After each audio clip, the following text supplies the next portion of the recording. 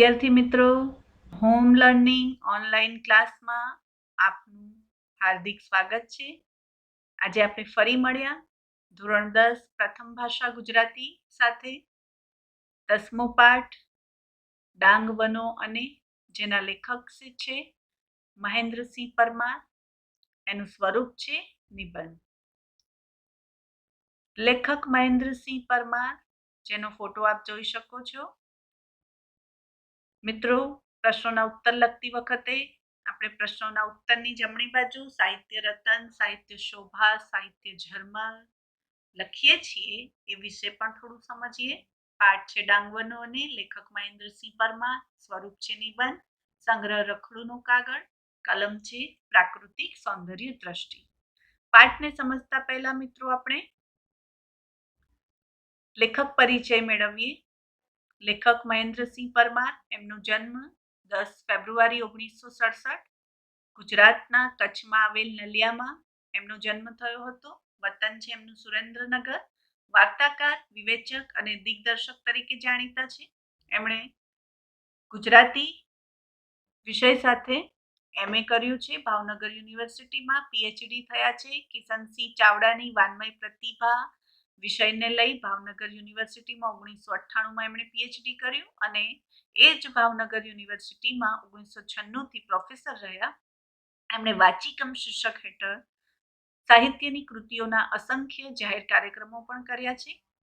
એમનો નિબંધ સંગ્રહ છે રખડુનો કાગળ, જે 2016માં પ્રકાશિત થયેલ છે. એમનો વાર્તા સંગ્રહ પોલિટેકનિક 2016માં પ્રકાશિત થયેલ અને એમનું વિવેચન છે પ્રથમ 2009માં. મિત્રો, પાઠનો અભ્યાસ કરતા પહેલા આપણે પાઠસાર જોઈએ. આ નિબંધ રખડુનો કાગળમાંથી લેવામાં આવેલો છે. પોતે કરેલા નર્મદા કિનારા અને ડાંગના જંગલોના પ્રવાસના સંસ્મરણોને લેખક પત્ર રૂપે પોતાના બાપુજીને લખે છે, જેમાં લેખકનો રખડુ સ્વભાવ, સંવેદનશીલ હૃદય અને સૌંદર્ય દ્રષ્ટિ અનુભવાય છે. અહીં લેખકનો નર્મદા સાથેનો સૂક્ષ્મ નાતો છે, તો સાથે ગુજરાતના એક રળિયામણા પ્રદેશ ડાંગના પ્રાકૃતિક સૌંદર્ય તથા ત્યાંના લોકોની વિશેષતાઓ પણ આ નિબંધમાં લેખકે અત્યંત લાઘવથી વર્ણવી છે. એ સાથે લેખકનું સંવેદન પણ ઘૂંટાતું જાય છે. આખી વાત કરવા માટે પત્ર શૈલી પસંદ કરીને લેખકે પોતાની અને ભાવકની વચ્ચે અંગત સેતુ રચ્યો છે. જુઓ મિત્રો, અહીંયા સમજવા જેવી બાબત, નિબંધ પાઠનું જે સ્વરૂપ છે એ નિબંધ છે, પણ એની જે શૈલી છે, જે ભાષા શૈલી છે, એમણે પત્ર સ્વરૂપે પસંદ કરી છે અને એનું પણ ખાસ કારણ છે, કેમ કે નિબંધમાં વર્ણનો આવે. એમણે જે જગ્યા જોઈ, જેનું અનુભવ કર્યું, જ્યાં તેઓ ફર્યા, જેના સંસ્મરણો એમને પોતાના બાપુજીને જણાવવા છે, ભાવક સુધી પહોંચાડ્યા છે, તો માત્ર અહીંયા વર્ણનોને અવકાશ નથી, એમને વર્ણનો નથી કરવા, પણ એમને પોતાની અને ભાવકની વચ્ચે એક અંગત સેતુ રચવું છે અને એટલા માટે એમણે નિબંધમાં એની જે શૈલી છે, ભાષા શૈલી છે, એ પત્ર સ્વરૂપે એમણે પસંદ કરી છે. એટલે એની પત્ર શૈલી એમણે પસંદ કરી છે, પણ ગદ્યનું સ્વરૂપ છે નિબંધ. તો કેટલી સરસ વાત છે. નિબંધનું ગદ્ય પ્રવાહી છતાં ઊંડાણવાળું છે. નિબંધની જે ભાષા છે એ સતત પ્રવાહીશીલ છે. એનું પ્રવાહ સતત આપણી સમક્ષ સમજાય એ રીતે આવે છે, પણ એનો જે મર્મ છે ઊંડાણવાળું છે. એને એકવાર વાંચતા ના ખબર પડે, પણ એને ફરીને વાંચીએ તો એમાં લેખકના વિચારોની ગહનતા આપણને દેખાય છે અને એટલા માટે એ ગુજરાતી ગદ્યની એક જુદી તરહ એમાં દેખાય છે. તો મિત્રો, આપણે નિબંધને સમજીએ, એનો અભ્યાસ કરીએ. જો અહીંયા આ નિબંધ સ્વરૂપ છે, પણ એની શૈલી પત્ર છે, એટલે બાપુજીને એ પત્ર લખે છે. પત્ર સ્વરૂપે પોતાના અનુભવો, સંસ્મરણોને એ બાપુજી સમક્ષ બતાવે છે પત્ર સ્વરૂપે. અગાઉ અંકલેશ્વર અને આહવા ગયો, ત્યારનો તમને લખવા ધારતો હતો. હવે લેખક અહીં જે અનુભવોની વાત કરે છે, ક્યાંના અનુભવો છે? તો નર્મદા કિનારા અને ડાંગના જંગલોના પ્રવાસના સંસ્મરણો. એમણે ત્યાંની આસપાસની જે પ્રાકૃતિક સૃષ્ટિ જોઈ, ડાંગના જંગલો જોયા, નર્મદાનો જે પ્રવાહ છે, કિનારાના આસપાસના પ્રદેશો જોયા, એટલું જ નહીં પણ ડાંગના આદિવાસી જે લોકો છે એમની જે સંસ્કૃતિ છે એ પણ એમણે જોઈ. અને એટલું જ નહીં, એમણે કબીરવડ, જબલપુર, અમરકંટક એ જે આસપાસના જે વિસ્તારો છે એ પણ એમણે જોયા. ગીરા ધોધની એમણે વાત કરી, ગિરમારના ધોધની વાત કરી, ગીરા નદીની એમણે વાત કરી. એ બધા જે અનુભવો છે એ અહીં લેખક પત્ર સ્વરૂપે પોતાના પિતાજીને જણાવે છે. અને શું કહે છે કે અગાઉ અંકલેશ્વર અને આહવા ગયો હતો અને પત્ર લખવા માટે વિચારતો હતો, પણ એ થઈ ન શક્યું. પણ આ વખતે તો મારા અનુભવોને ફરી સ્મૃત એને યાદ કરવા વગર રહેવાયું નહીં, અને એટલા માટે મેં પત્ર લખ્યો. શું લખે છે લેખક કે આહવા જતા પહેલા 3 દિવસ અંકલેશ્વર રોકાયો. અંકલેશ્વર મને પ્રિય છે. મિત્રો મજાકમાં જેને ગંદકેશ્વર કહે છે, એ કારખાનાઓથી ઉભરાતું એશિયાનું બીજા નંબરનું ઔદ્યોગિક મથક મારું પ્રિય સ્થળ છે. હવે જો અહીંયા લેખક શું વાત કરે છે કે આહવા જતા પહેલા 3 દિવસ અંકલેશ્વર રોકાયો હતો, પણ અંકલેશ્વર જેને મિત્રો મજાકમાં ગંદકેશ્વર કહે છે, કેમ કે એ અંકલેશ્વર એ એશિયાનું બીજા નંબરનું ઔદ્યોગિક મથક છે. ઔદ્યોગિક મથક છે એટલે સ્વાભાવિક રીતે ત્યાં ગંદકી હોય, ત્યાં ધુમાડા હોય, ત્યાં સુંદરતા કઈ રીતે હોઈ શકે. પણ અહીંયા લેખક માટે એ પ્રિય સ્થળ છે અને એટલા માટે લખે પણ છે કે ઓહો વૈચિત્ર્યમ, એટલે કેવી વિચિત્રતા. અને પછી પાછા લખે પણ છે કે એની દુર્ગંધ સાથે એક ઘરોબો કેળવાઈ ગયેલો. જે વસ્તુ આપણને પ્રિય હોય, જે આપણને ગમતી હોય, તે એની ખામી, એની જે ખરાબ બાબત છે એ પણ આપણે સ્વીકારી લઈએ, અને એ પણ પ્રેમથી સ્વીકારી લઈએ, કેમ કે વસ્તુ આપણને પસંદ છે. એ જ રીતે અહીંયા અંકલેશ્વર એમને પસંદ છે એટલે એની ગંદકીને પણ એમણે સ્વીકારી લીધું છે. અને એટલા માટે અહીંયા લખ્યું છે લેખકે કે દુર્ગંધ સાથે એક ઘરોબો કેળવાઈ ગયેલો છે. ઘરોબો એટલે ઘરના જેવો ગાઢ સંબંધ, એને સ્વીકારી લીધું છે. કેમ એ એટલું બધું પ્રિય છે સ્થળ? તો અહીંયા લખે છે કે સાચું કહું તો અહીંના ભરૂચી નાકાથી બોરભાઠા થઈને આગળ જતા આવતી ભેખડવતી નર્મદાને કારણે અંકલેશ્વર મારી પ્રિય જગ્યા છે. કેમ અંકલેશ્વર પ્રિય જગ્યા છે? તો બોરભાઠા થઈને જે વહી આવતી નર્મદા નદી છે, એ જે જગ્યા છે એ ખૂબ જ પ્રિય છે, એમને ખૂબ ગમે છે. અહીં ઉચ્ચાસને બેસીને કેટલી વાર સૂર્યાસ્ત જોવાની મજા લૂંટી છે. એના ઊંચા આસન ઉપર બેસીને એમણે કેટલી વાર સૂર્યાસ્ત જોઈ છે અને એની મજા લૂંટી છે. અને એટલા માટે એમને અંકલેશ્વરની એ બોરભાઠાની એ જગ્યા જ્યાંથી નર્મદા ભેખડવતી વહે છે એમને ખૂબ ગમે છે. અસ્તાચળે પહોંચેલા સૂર્ય મહારાજ આ ક્ષિતિજ જળવતી નર્મદાની સપાટી પર છેક અમારા સુધી લાલ કાર્પેટ બિછાવી આપી. હવે જો અહીંયા અસ્તાચળ એટલે સૂર્ય જેની પાછળ અસ્ત થાય છે તે કાલ્પનિક પર્વત. તો એ ઊંચા આસન ઉપર, ઉચ્ચાસન એટલે કે ઊંચા આસન, ઊંચી જગ્યા, જ્યાં બેસીને જે સૂર્યાસ્ત જોવાની જે મજા લેખકે લીધી છે, ત્યાં અસ્તાચળે પહોંચેલા સૂર્ય મહારાજ એટલે કે સૂર્ય જેની પાછળ અસ્ત થાય છે એ પર્વત તરફ એમણે નર્મદાની જે સપાટી જોઈ, એ આસપાસની જે સૌંદર્ય સૃષ્ટિ જોઈ, એ એવું લાગે છે જાણે એ સૂર્ય એની આસપાસ જે લાલ કલરનું જે પ્રકાશ ફેલાઈ જાય છે, એને કારણે એવું લાગે છે કે એ સૂર્ય મહારાજ એટલે કે મહારાજ જાણે આપણું સ્વાગત કરી રહ્યા છે. લાલ કાર્પેટ બિછાઈને, જેમ સ્પેશિયલ વ્યક્તિ આવવાની હોય અને આપણે લાલ કાર્પેટ બિછાઈને એનું સ્વાગત કરીએ, એમ જાણે આ સૂર્ય મહારાજ પોતાના તેજથી, પોતાના લાલ પ્રકાશથી જાણે આપણું સ્વાગત કરી રહ્યા છે એવું લાગે છે. નર્મદાનું એ સૌંદર્ય, એ સૂર્યાસ્ત વખતનું એ સૌંદર્ય લેખકને એવું લાગે છે. અને પછી શું કહે છે કે આ રાજમાર્ગે ટપ ટપ કરતા દોડીને એમને મળવા જઈએ ત્યાં તો ગાયબ થઈ જાય. અસ્તાચળ છે, કાલ્પનિક પર્વત છે, દૂરથી એવું લાગે કે એને આપણે પકડી શકીશું, પણ એ તરફ જાય તો એ ગાયબ થઈ જાય.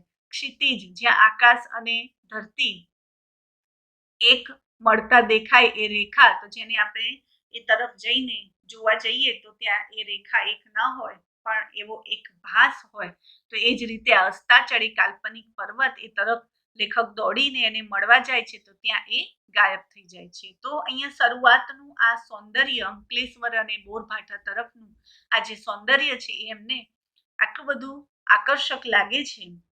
હવે આગળ શું કે છે કે નર્મદાએ મને હર હંમેશ ઝંકૃત કર્યો છે. કોઈ પણ રૂપમાં એ નદી મને તાણી જાય છે. આમ જમણી તરફ સામા પ્રવાહે, હવે જુઓ કૌંસમાં લખે છે કે સામો પ્રવાહ તો કહેવાનો, ભરતીની અસર હોય તો છેક સુધી તમે શંકિત રહો કે શું નદીએ વહેણ બદલ્યું. તો કેમ સામો પ્રવાહ કહે છે? કેમ કે જ્યારે ભરતી હોય, જુઓ આપણે અહીંયા ફોટામાં જોઈ શકીએ છીએ નર્મદાનું એ પાણી, એનો પ્રવાહ જાણે ભરતી વખતનો હોય, જાણે સમુદ્રમાં ભરતી હોય એવું પૂરજોશમાં એનો પ્રવાહ ફેલાઈ રહ્યો છે.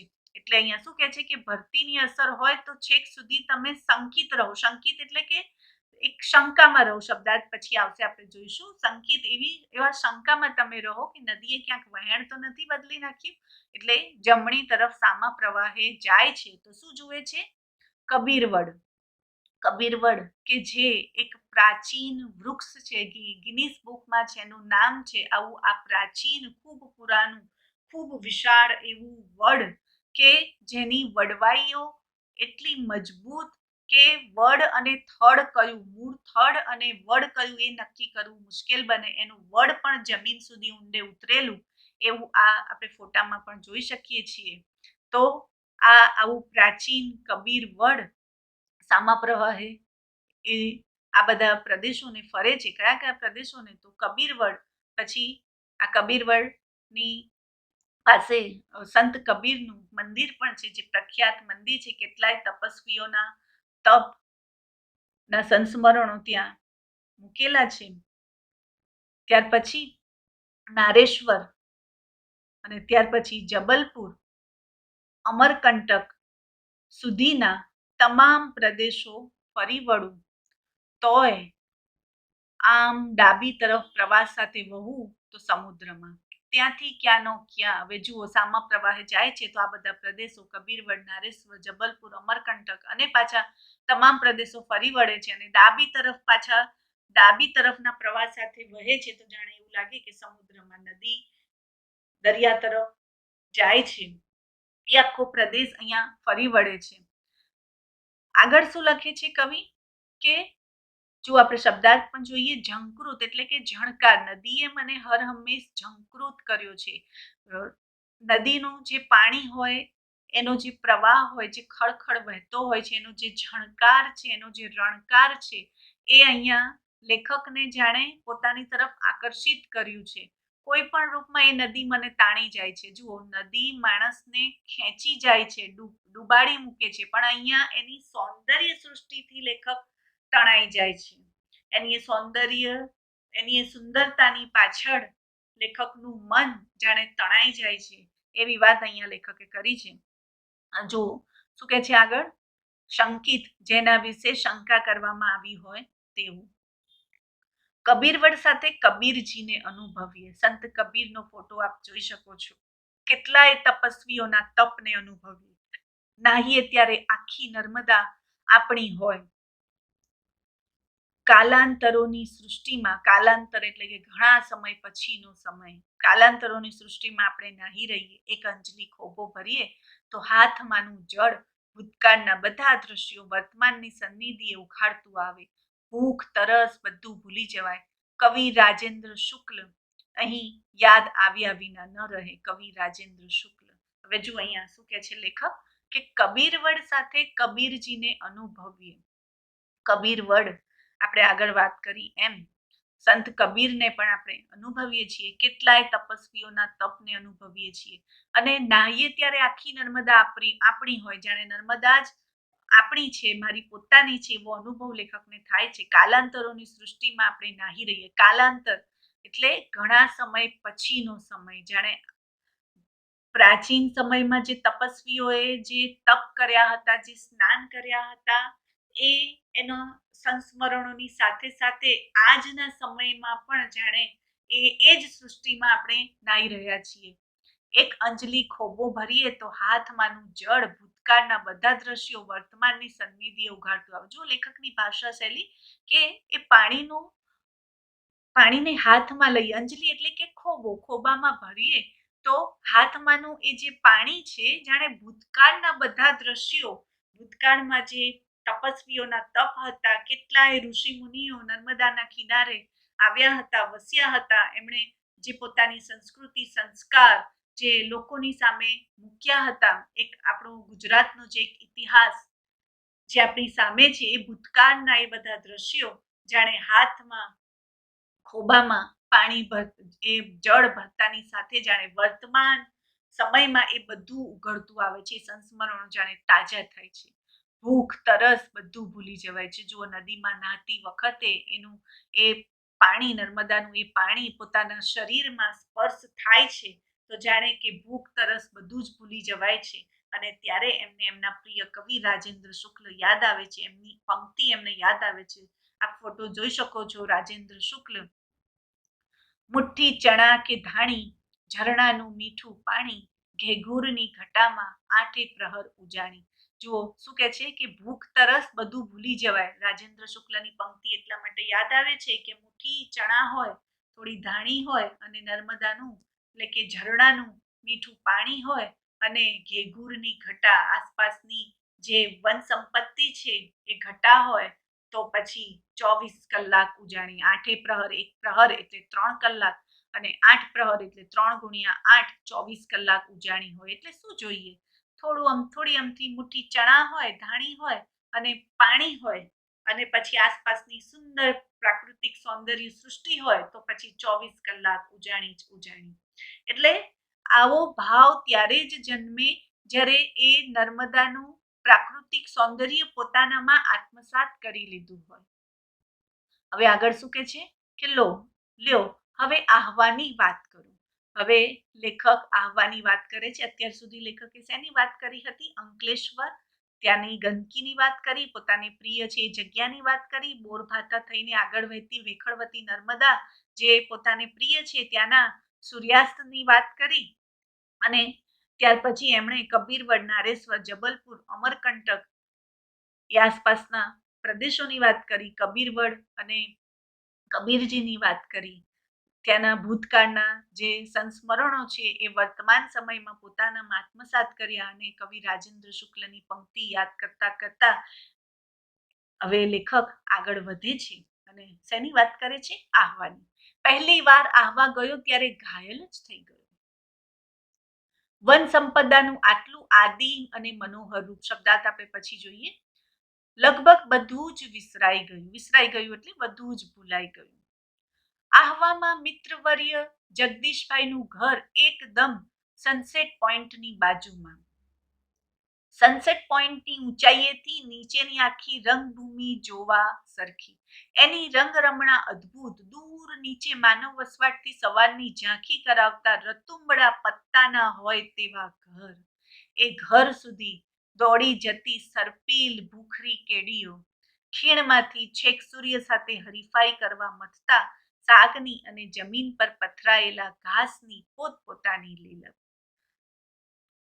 એનો છાક એનો એવો કે સૂર્યપ્રકાશને આંટી મારે.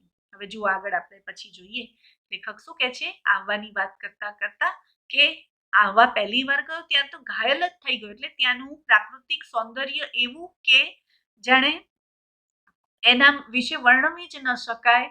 વન સંપદાનું આટલું આદિમ અને મનોહર રૂપ, એટલે આટલું સુંદર મનોહર રમણીય રૂપ. જુઓ, આદિમ એટલે વન સંપદા એટલે વનની સંપત્તિ, આદિમ એટલે પ્રારંભનું કે શરૂઆતનું. એટલે આદિમ અને મનોહર રૂપ એટલે શરૂઆતનું જ એનું આટલું મનોહર રૂપ. લગભગ બધું જ વિસરાઈ ગયું. આહવામાં મિત્રવર્ય જગદીશભાઈ, એમના મિત્ર જગદીશભાઈ, જેમનું ઘર સનસેટ પોઈન્ટની બાજુમાં જ છે અને સનસેટ પોઈન્ટની ઊંચાઈએથી એમણે આખી એ રંગભૂમિ, આખી એ સૃષ્ટિ જોઈ અને એનો અનુભવ આપણી સમક્ષ રજૂ કરે છે. શું કહે છે? રંગરમણા એટલે કે રંગોની સુંદરતા, રંગોની રમણીયતા એવી અદ્ભુત કે દૂર નીચે માનવ વસવાટથી સવારની ઝાંખી કરાવતા રતુમડા પત્તાના હોય એવા ઘર. આપણે ફોટામાં જોઈ શકીએ છીએ કે લેખકને કેવું લાગે છે? ઉપર ઊંચાઈએથી જોતા જાણે લાલ પત્તાના ઘર હોય, રતુમડા એટલે લાલ પત્તાના ઘર હોય, અને એ ઘર સુધી દોડી જતી સરપીલ ભૂખરી કેડીઓ. ફોટામાં આપણે જોઈ શકીએ છીએ સરપીલ આકારની કેડીઓ એટલે કે રસ્તાઓ દૂર સુધી જતા, ઊંચાઈએથી આપણે રસ્તા જોઈએ તો આમ સરપીલ આકારના દેખાય ને. અને વળી પાછું શું કે છે, ખીણમાંથી છેક સૂર્ય સાથે હરીફાઈ કરવા મથતા સાગની અને જમીન પર પથરાયેલા ઘાસની પોતપોતાની લીલપ. જુઓ, સાગ જેની ઊંચાઈ ખૂબ હોય, સાગ એ ખૂબ ઊંચું વૃક્ષ હોય.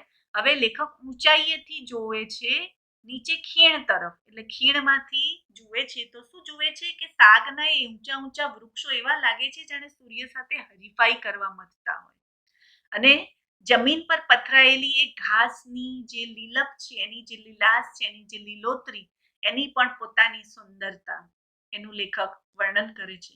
અને શું કહે છે કે છાક એનો એવો, છાક એટલે કે નશો, નશો એનો એવો કે સૂર્યપ્રકાશને આંટી મારે. આંટી મારે એટલે કે હરીફાઈ કરે, એનાથી ચડિયાતું હોય. એટલે જો શું કે છે કે એનો નશો એવો કે જાણે સૂર્યપ્રકાશથી પણ ચડિયાતું હોય, એની સાથે પણ જાણે હરીફાઈ કરે. કોની?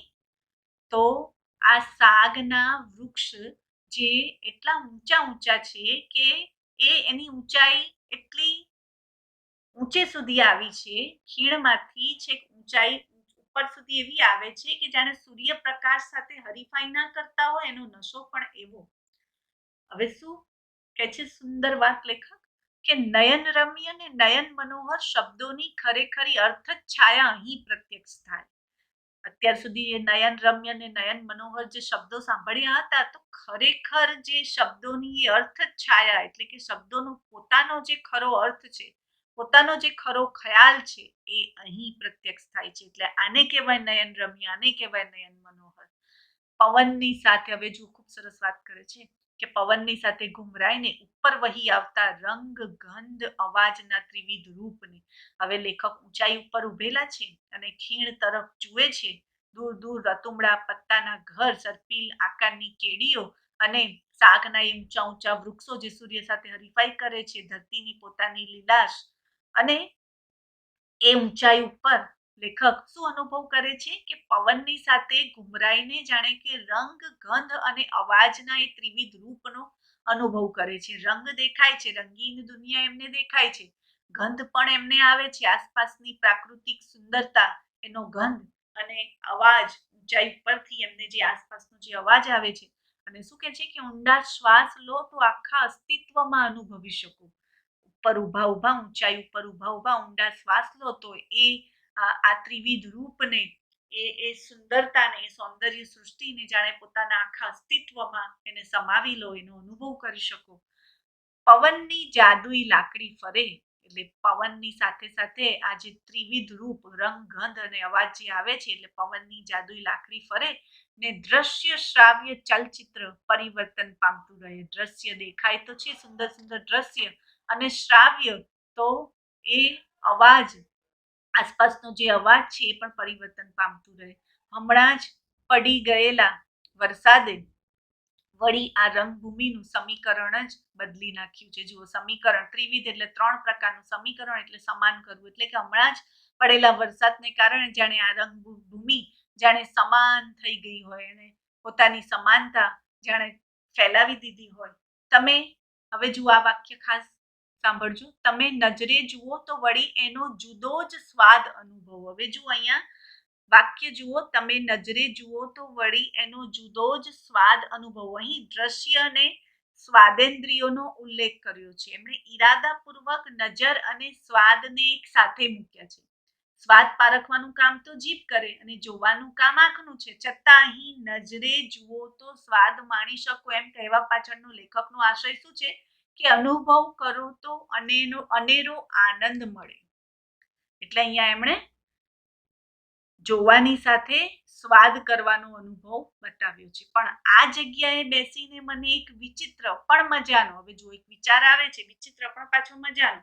શું વિચાર આવે છે કે વિશ્વની કોઈ પણ સ્પંદનશીલ ચેતનાને, સ્પંદનશીલ એટલે આછી ધ્રુજારી, પલકારો, તો વિશ્વની કોઈ પણ સ્પંદનશીલ ચેતના એટલે આવી કંપનયુક્ત જે ચેતના છે એને સ્પર્શે એવી દુનિયાને જોઈને કોણ રિએક્ટ થાય? એટલે કેમ રિએક્ટ થાય? દરેક રિએક્ટ થયા વગર રહે જ નહીં. આટલી સરસ સૌંદર્ય સૃષ્ટિ હોય અને એને જોઈને દરેક રિએક્ટ તો થાય જ, પોતાનું રિએક્શન તો આવે જ. અને એટલા માટે શું કહે છે કે પદાર્થ એક જ છે, આ સૌંદર્ય સૃષ્ટિ એક જ છે, પણ એને ઝીલનારા, એનો અનુભવ કરનારા, એને આ પોતાનામાં આત્મસાત કરનારા પાત્રો જુદા જુદા છે. પોતાના જેવા એવા બીજા કેટલાય હશે જેનો પોતપોતાનો અનુભવ હશે, પોતપોતાની કલ્પના હશે જેની, અને તોય હેમનું હેમ વળી. અહીંયા હેમ એટલે સોનું. તો પાત્રો જુદા જુદા હોય પણ એ સોનું, એ ચમક, એ સૌંદર્ય, એની જે સુંદરતા છે એ તો એની એ જ છે. હવે આગળ શું કહે છે?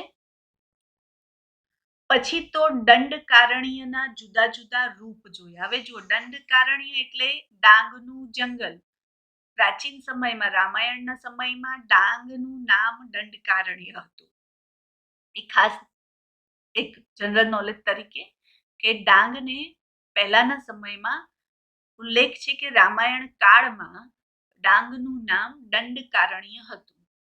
પછી તો દંડકારણ્યના જુદા જુદા રૂપ જોયા. અને એવું પણ કહેવાય છે કે ડાંગમાં એવી પણ જગ્યા છે કે જેને પાંડવ વાસ કહેવામાં આવે છે. એવી જગ્યા પણ છે કે જ્યાં પાંડવ ગુફા આવેલી છે. આહવા નજીક પાંડવ ગુફા પણ આવેલી છે એવું પણ કહેવાય છે. તો શું જોયું? મહાલનું ડાંગ. મહાલ એટલે આમ તો તાલુકો થાય. વધાઈનું ડાંગ, સુબીર, વાંસદા, શિવઘાટ, સાપુતારા, બધે દોડાદોડ કરી મૂકી. હવે જુઓ, એમણે ડાંગના જુદા જુદા રૂપ જોયા. ડાંગના જંગલના, દંડકારણ્ય એટલે ડાંગના જંગલના એમણે જુદા જુદા રૂપ જોયા. એમણે શું જોયું? મહાલનું ડાંગ જોયું, વધાઈનું ડાંગ, સુબીર, વાંસદા, શિવઘાટ, સાપુતારા, બધે દોડાદોડી કરી મૂકી. લેખક અહીંયા નામ નિબંધનું આપ્યું છે, નિબંધ સંગ્રહનું. રખડુનો કાગળ. લેખક પોતે રખડુ સ્વભાવ પોતાનો માને છે અને ફરવા નીકળ્યા હોય તો બસ રખડવું જ, ગમે ત્યાં પહોંચી જવું અને દોડાદોડ કરી મૂકી. ક્યાંક ખૂબ ઊંચાઈએથી ઊંડે, એટલે જુઓ, ખૂબ ઊંચાઈએથી ઊંડે સુધી જુએ તો ક્યાંક એકદમ ઊંડાઈએથી ઊંચે, ચંચળતાથી ભમી લીધું. ક્યાંક નીચેથી ઊંચે જુએ તો ક્યાંક ઊંચેથી નીચે જુએ. હવે એમણે શું જોયું? ખીણને રસ્તે રાત્રે નીકળ્યો તો સ્તબ્ધ થઈ ગયો. હવે જુઓ, મહાલ એટલે નાનો તાલુકો અને ખીણને રસ્તે રાત્રે નીકળે છે તો લેખક સ્તબ્ધ થઈ જાય છે. કેમ સ્તબ્ધ થઈ જાય છે? કેમ કે ચોતરફ આગિયા. જો અહીંયા આપણે ફોટામાં જોઈએ, આગિયા ખીણના રસ્તે જુએ છે તો આશ્ચર્યચકિત થઈ જાય છે. કેમ કે શું જુએ છે? આગિયા. અને એ આગિયા ક્યાં જુએ છે? તો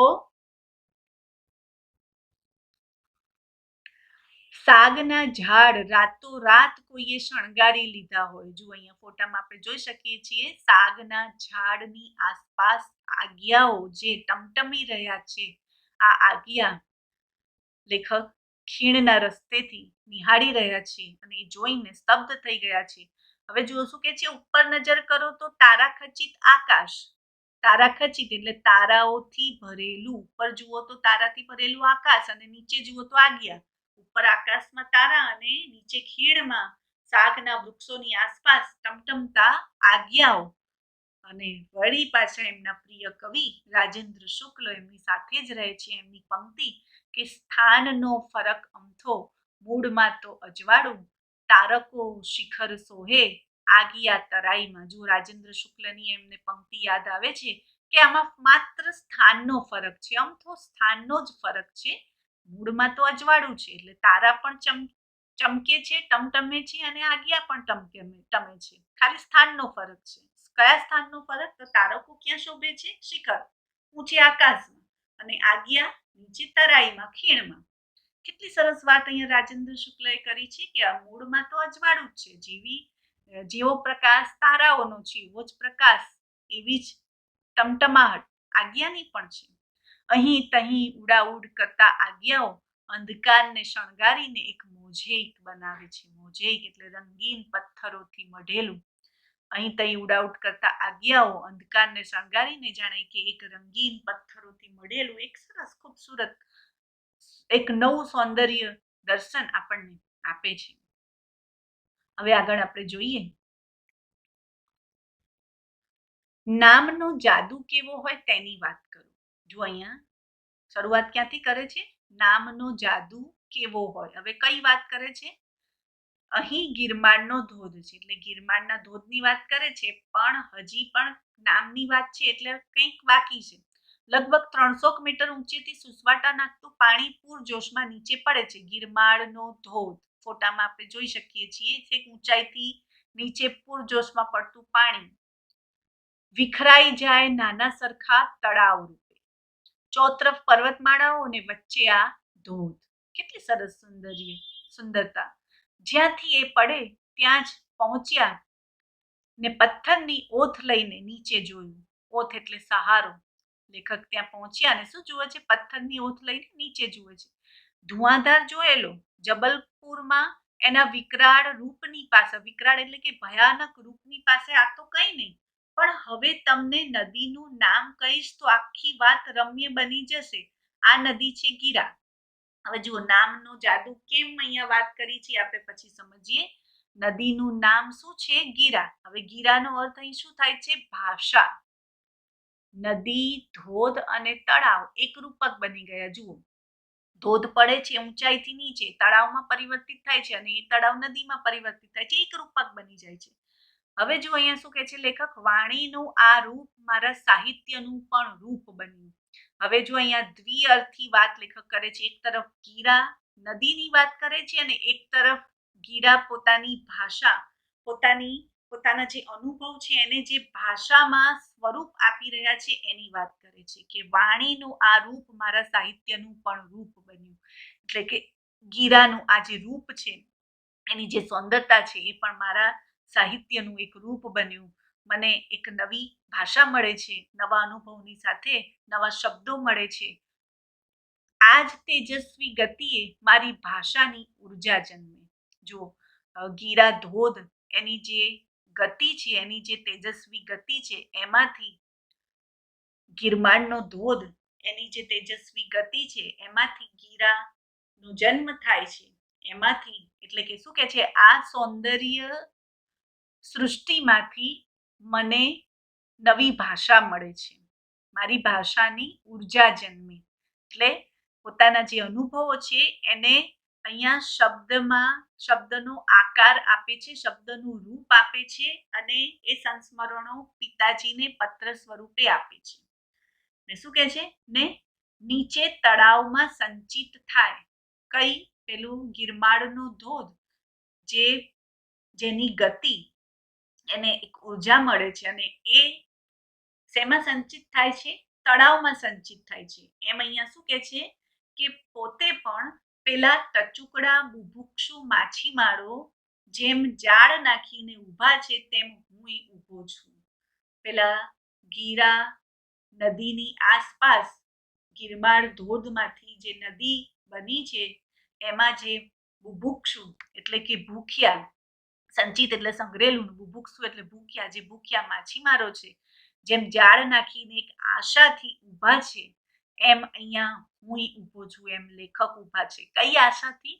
તો એ ગિરમાળનો ધોધ એની જે સુંદરતા અને એને કારણે રચાયેલ જે ગીરાનો જન્મ થાય છે, ગીરા નદીનો જે જન્મ થાય છે અને એની આસપાસની જે સૌંદર્ય દ્રષ્ટિ છે એને જે નિહાળવા માટેની જે લાલચ છે, જે એક આશા છે, એ આશા સાથે લેખક અહીંયા ઊભા છે. જો કેટલી સરસ વાત કરી છે અને એટલા માટે અહીંયા લેખક કીધું છે નામનો જાદુ કેવો હોય.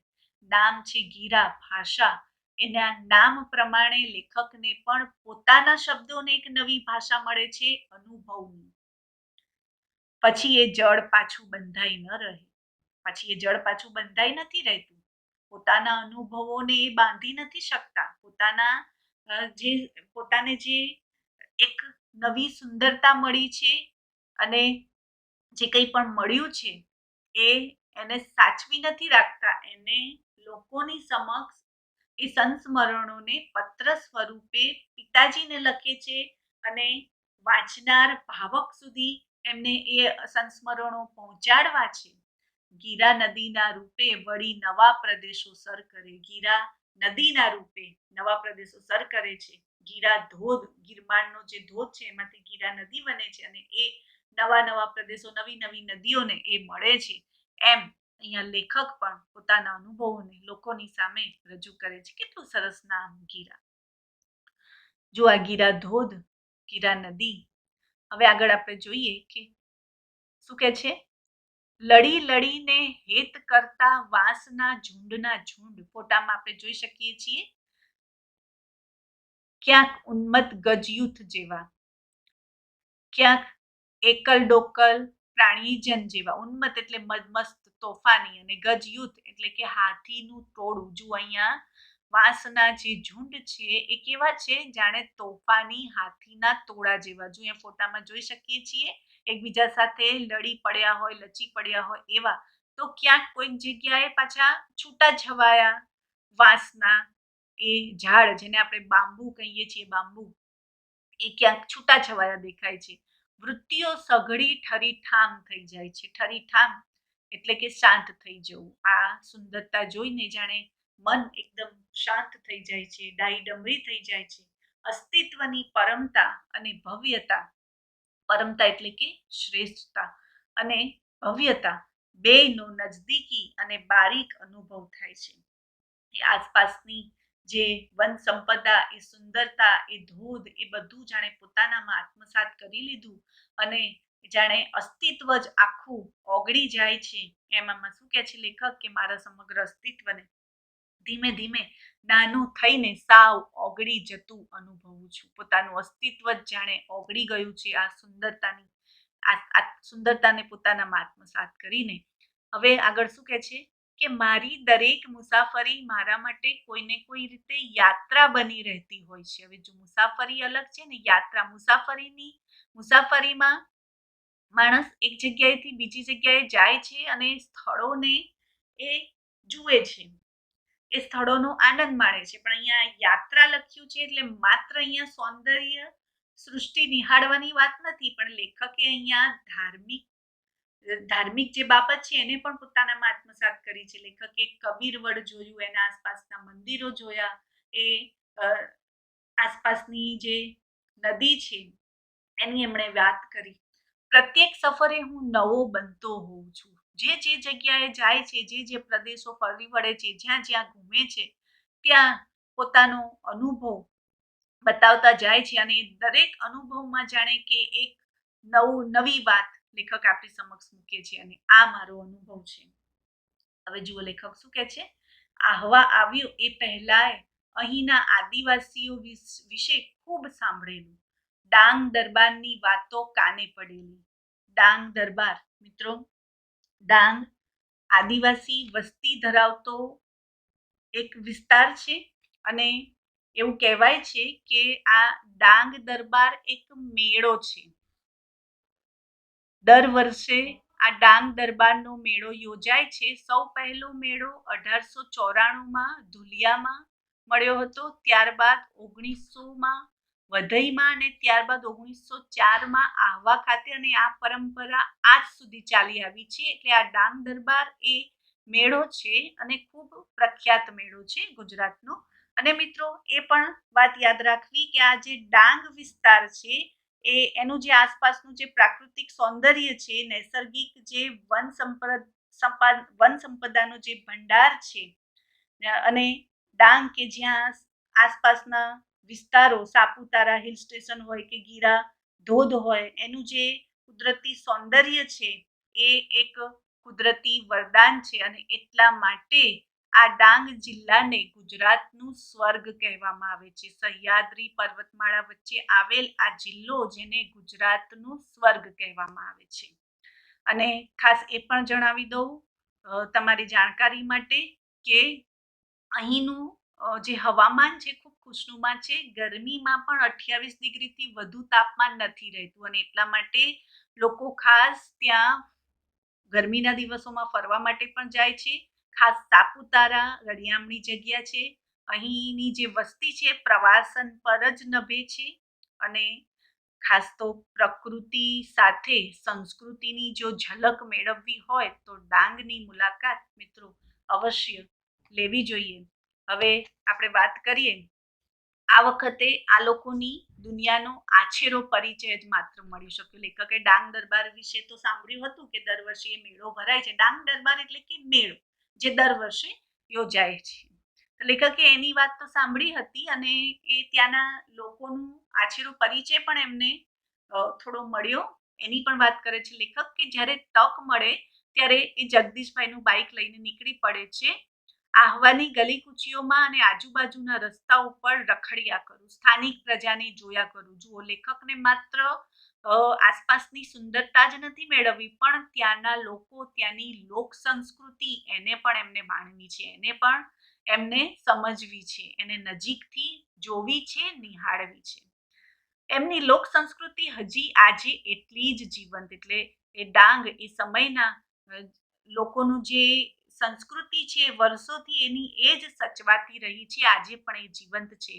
શું જીવંત છે? એમના ગીતો, એમના વાદ્યો, તહેવારો. એમ થાય કે હાથમાં હાથ ભીડીને નાચીએ. પણ એક વખત નીકળ્યો તો ડાંગીઓનું મોટું સરઘસ સામે મળ્યું. સૌથી આગળ 2-3 આદિવાસીઓ ફટાકડા ફોડતા હતા. થયું કે ચાલો લગ્ન યાત્રા જોવા મળશે. આ તો કંઈક બીજું જ નીકળ્યું, કોઈનું મરણ થયેલું. એની નનામી ઉચકીને ડાઘુઓ જતા હતા. હવે ડાઘુ એટલે કે શબને બાળવા લઈ જનાર.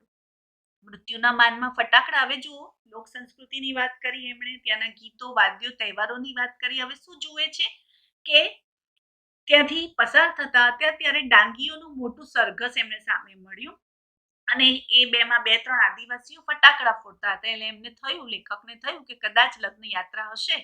પણ શું જોયું?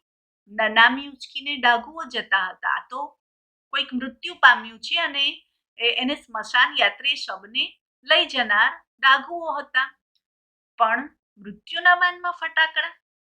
માણસ લગ્ન પ્રસંગમાં ફટાકડા ફોડે, કોઈ પણ શુભ પ્રસંગમાં ફટાકડા ફોડે, પણ આ તો મરણ પ્રસંગમાં ફટાકડા. લેખકને આશ્ચર્ય થાય છે. અને પછી એ ત્યાંની સંસ્કૃતિને જુએ છે અને પોતે સ્વીકારે છે. શું કહે છે કે મરણને ઉજવવાની આ રીત કેટલી તાત્વિક, ખરેખર તત્વને લગતી હકીકત છે. મરણને ઉજવવાની રીત ખરેખર હકીકત છે.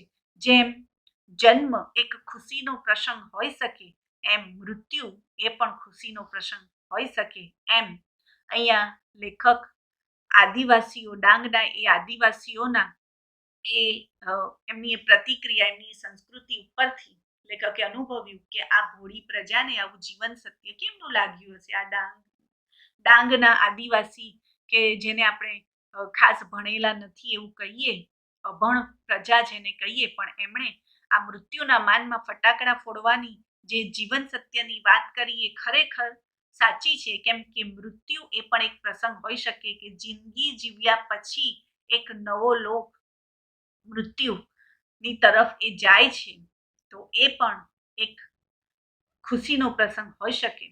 લ્યો જુઓ, આ વાત આખી મૃત્યુના સમ પર આવીને ઊભી રહી ગઈ. જેટલું ગમ્યું એટલું જ લખ્યું, ન ગમ્યું તેની વાત ફરી ક્યારેક કરી. જે ગમ્યું, જે સારી બાબત છે, લેખકે અહીંયા પોતાના પિતાજીને પત્ર સ્વરૂપે લખી અને ફરી પૂછે છે કે મારી આ પત્ર ચેષ્ટા ગમી ને? ઈચ્છા તો ત્યાં જ એકાદ ઝરણામાં પગ બોળીને આ શબ્દ ઝરણ વહેતું મૂકવાની હતી. એટલે એ જ સમયે ત્યાં નદીમાં ધોધમાં પડતા પાણીમાં પગ બોળીને શબ્દ ઝરણ વહેતું મૂકવાની, એટલે ત્યાં જ પોતાના સંસ્મરણ, પોતાના અનુભવોને શબ્દ રૂપે, પત્ર સ્વરૂપે લખવાની હતી. તમને ત્યાં કેવા યાદ કરતો હોઈશ, પણ ત્યાં એ શક્ય ન બન્યું. પણ એ દરેક અનુભવ લેતી વખતે, દરેક સૌંદર્ય માણતી વખતે પોતાનું અસ્તિત્વ જ્યારે જ્યારે ઓગળ્યું, એ દરેક પ્રસંગોમાં લેખક પોતાના પિતાજીને યાદ કરે છે અને કહે છે તમને કેવું યાદ કરતો હોઈશ.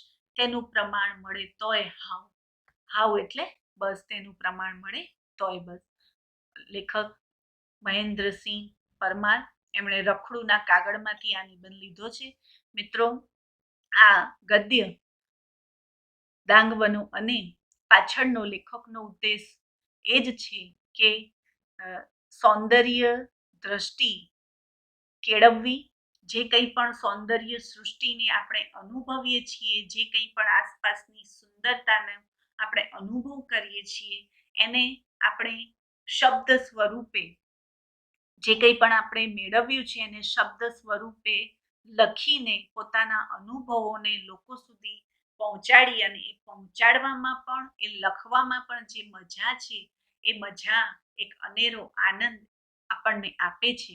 અને આજના આ મોબાઈલના જમાનામાં, જ્યાં મોબાઈલ હોય કે પછી ઇન્ફોર્મેશન ટેકનોલોજીનો યુગ હોય, કે જ્યાં સગા સંબંધીઓ વચ્ચેનું અંતર એકદમ ઘટી ગયું છે, ત્યાં પત્રનો કોઈ અવકાશ નથી. પત્ર સ્વરૂપે આપણે આજે કોઈને કશું લખતા નથી.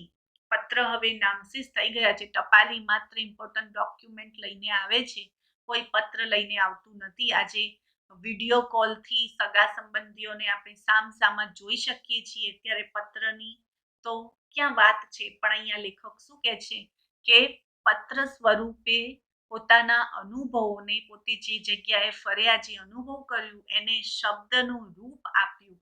તો એ જે લખવાની જે લેખન શક્તિ છે, એ અનુભવ શક્તિ છે, જે કલ્પના શક્તિ છે, એને ભાવકની સામે પહોંચાડી શક્યા, અને એનો જે આનંદ મળ્યો છે એ આનંદ અનેરો છે. તો મિત્રો, ખૂબ ખૂબ આભાર. Thank you.